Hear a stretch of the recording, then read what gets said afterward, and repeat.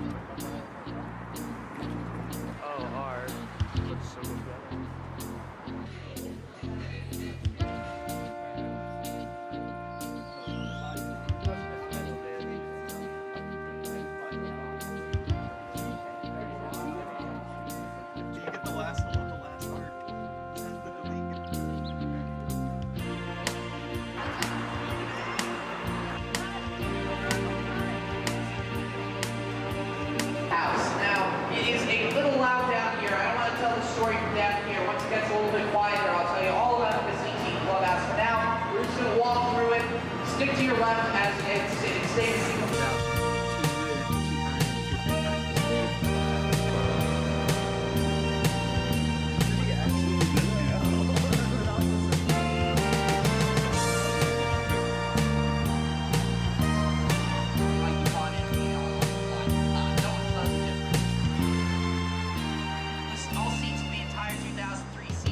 All 269 seats, which turns out to be close to like 12.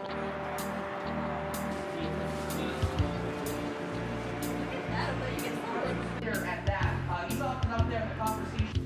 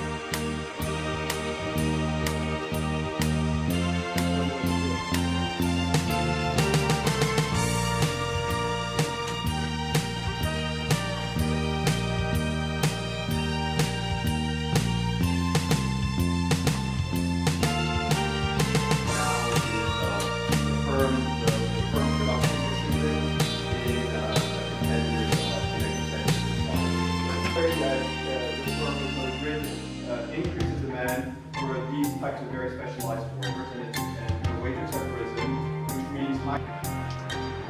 So Massachusetts Hall over here is actually the second oldest university building in the country. The oldest is actually at a college in Virginia. You want to take a guess?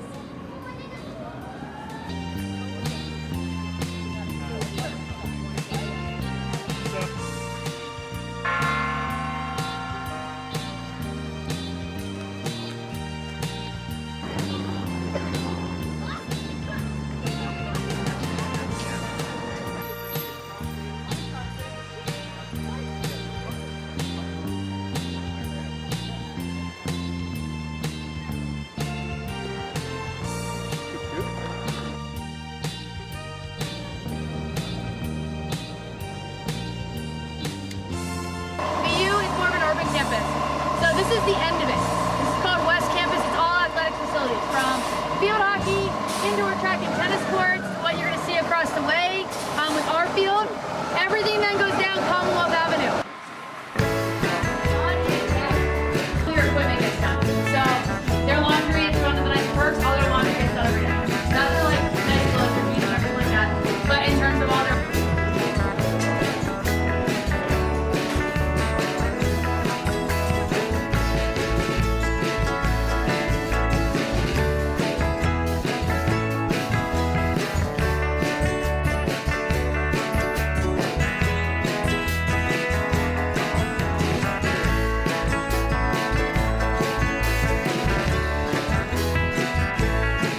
because, you know, I know you guys are like, this is awesome perks. They're putting in a lot of hours every single week. So I think it's one of those things, you know, we lift in the mornings on Mondays at 6 a.m. So they have to, yeah, I know, it's like, whoa, why would I do that? So they're here at 6 a.m. ready to go. On Tuesdays we practice at 6:15. So a lot of them come right in here early.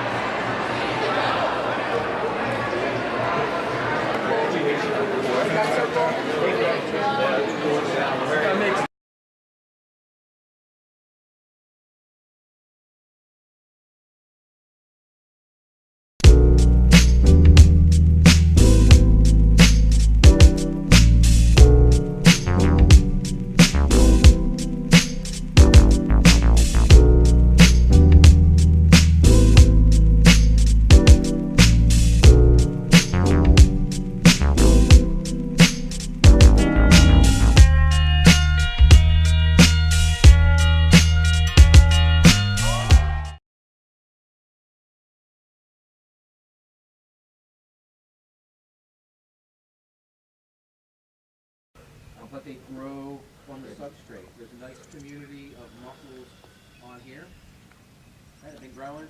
Yes. Yeah, there's something been thrashing around right along here. It's probably a big old carp. They're getting ready to spawn.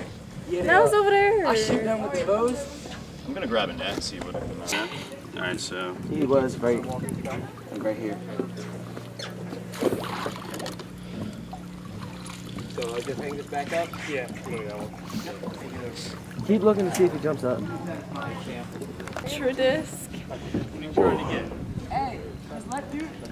The most powerful weapon in all the realms. Clip it like that. And then, ooh, this one's too short. Well, actually, maybe it's not. Is that okay? If you thread it through the, see how you're around the cleat, thread it. Counterweight it. I got you. You want to make sure. You really did though. That's the bad part.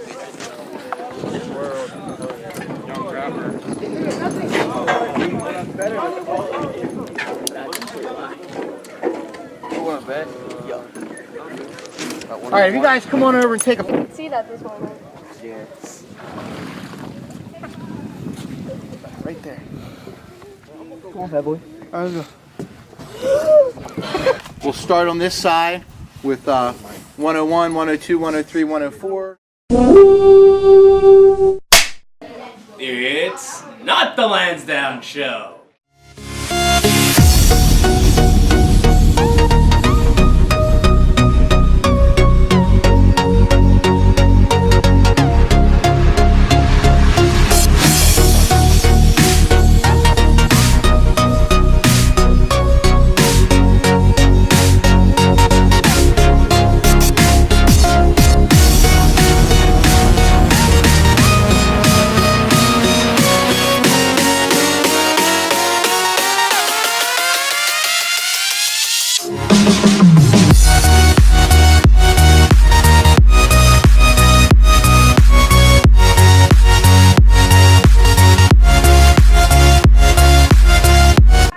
And now for the next segment.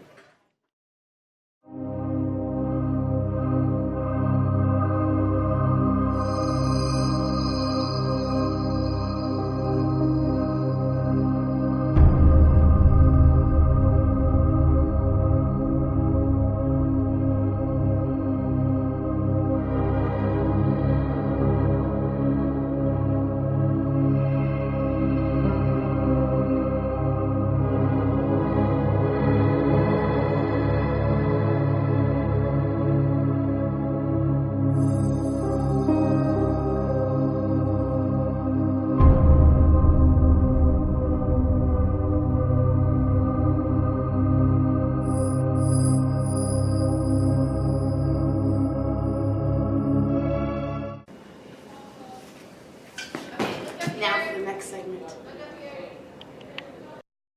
What is your thought on littering around Lansdowne? I think that it's definitely a really big issue around any kind of city, but especially the Lansdowne area. You see a lot of trash that's put on the ground, a lot of things that could easily be recycled or not used in the first place.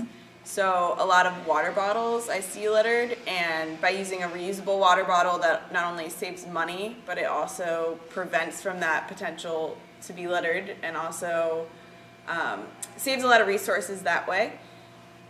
But it's not that hard to just throw something in a trash can or in a recycling bin. Now for the next segment.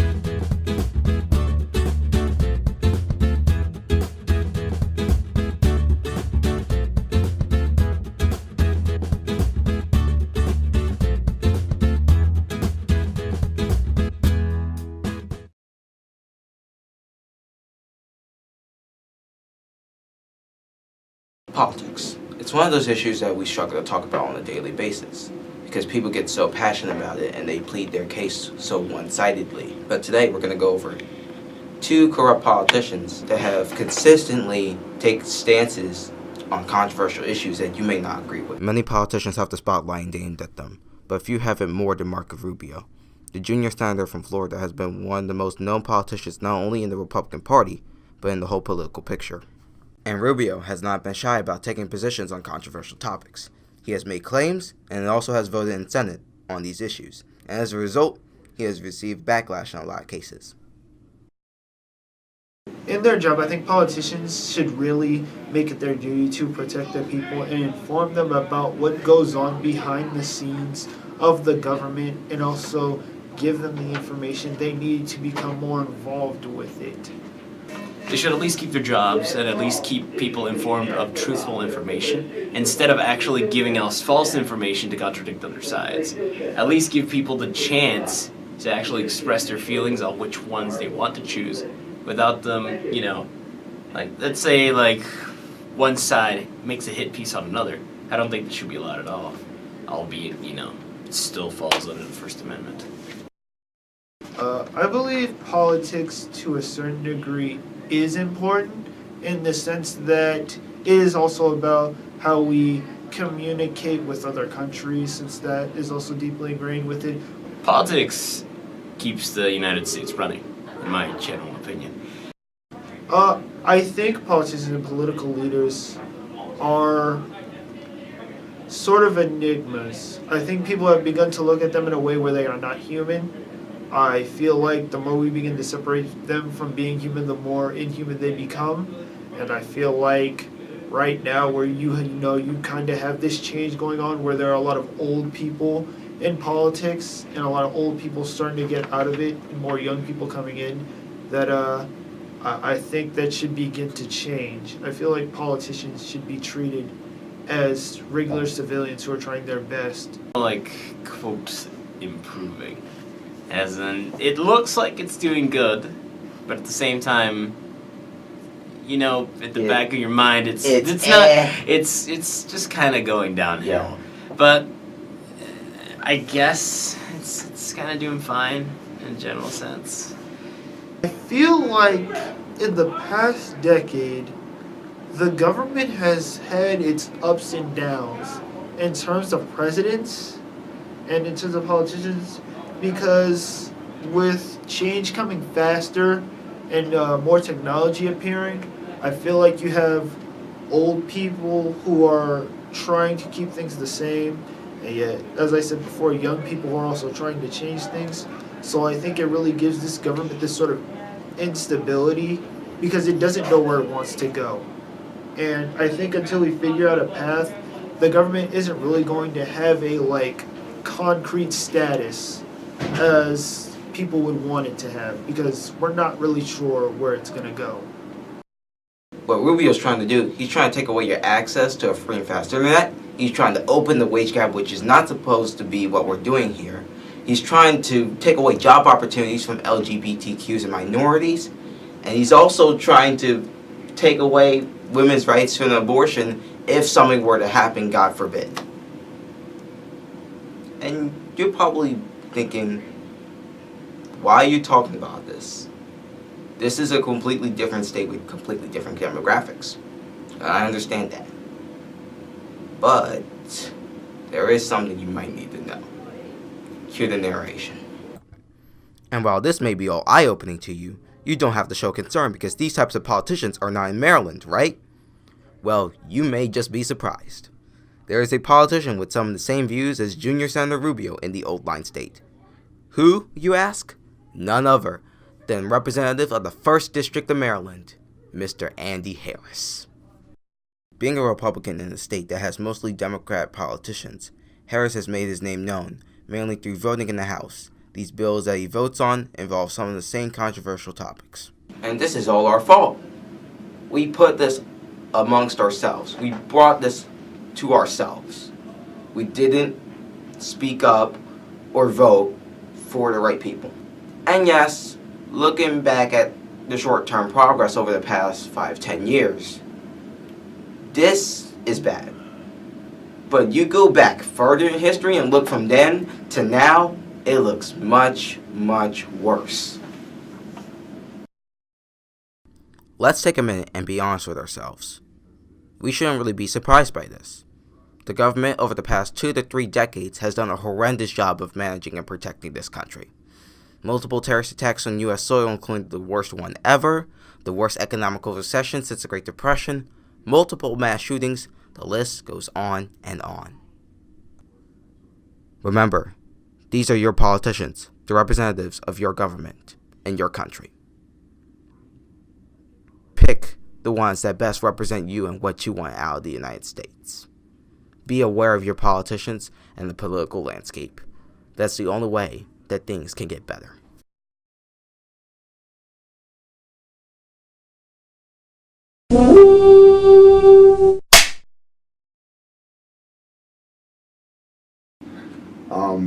After that, throughout him growing, after we found out what it was, we found out his immune system was weakened.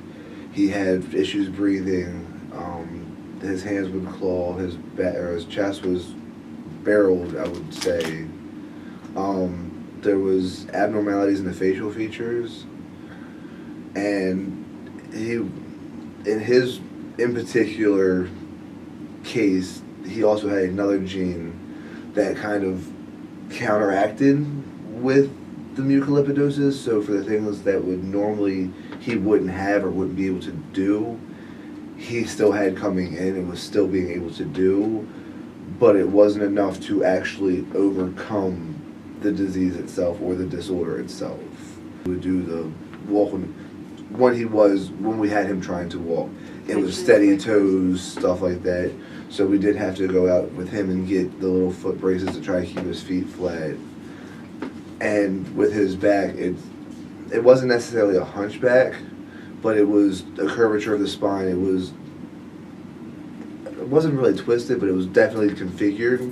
And we had to do the back brace to help with that as well. So that was more about a year and a half we started working with that stuff to try to, because of the other gene that was counteracting it, made things kind of confusing for all of us, the doctors as well. And that's why there was so much back and forth of what we were trying to do, because what he was able to do, we were all hopeful that it was going to be more than what most other kids were able to do. What was some of Jake's eating habits? He liked his puffs. He had issues picking up the cereal and the little puffs, but he had occupational therapy to help out with that. We tried solid foods, but with his swallowing issues that we discovered at the swallowing clinic, he couldn't swallow very well. So his main diet was Pediasure, and he loved to dump it on everything. What was Jake able to do? His best thing to do was rolling. He would roll everywhere, and he got fast. He would sit up with help. He Would throw things. Would definitely throw things, especially at people's heads. He can lift his head up from his stomach when he wanted to, but when he learned to roll, belly time was no longer an issue because he would not stay on his stomach. He was more into laying on his back or his side. Okay, for Katie, how did you handle the diagnosis once you found out? First I was in shock, and I was really upset, and then I came to the conclusion that I have to deal with it and take it day by day. When they gave me the news that he might only live till he's 10, killed me. But like I said, it's something you kind of can't change and you just have to deal with. So I just... And how did you react when you were told about his diagnosis? I mean, how are you supposed to react when you're told something like that? At first I really didn't understand what it was, and then after being, I guess, explained what it was one of those things that didn't really matter if he had something wrong with him or not. When I first met him, he was my kid. Love at first sight. Yeah, it was love at first sight. It was just because he was a little bit different didn't make me feel change in the way I felt about him. And it just went from there. There was really no worry about we're going to make it happen however it has to happen. We're doing what we have to do for him. And to be honest, I don't think I would have been able to if it wasn't for TJ. Because he's literally been my rock. Still use him as a rock. I get moody when I get upset, and I have my moments still. But he helps me. If I can say, it gets easier to the point of it doesn't linger as much because you know he's not going through what he was going through when he was around, which it sounds terrible to say it that way. He wasn't suffering. He wasn't, but yeah, he's not going through the having trouble breathing. He's not going through the pain of the muscle dystrophy. Muscular dystrophy. Yeah, I can't think of the word. But he's not going through the issues with that no more. And as she said, it doesn't really go away. It doesn't really stop. It's always there. But thinking back of how he was and how he was with us, like he would see us upset when he wasn't around and would yell at you and hit you with something to make sure, like, no, stop that. And like that's how it was. Like you had to stop, otherwise he would make sure that he got your attention and got your mind off of it one way or another. And we just try to pull ourselves through it and for him type deal, because you don't want him to see you like that here, then, anytime. So you gotta do what you gotta do.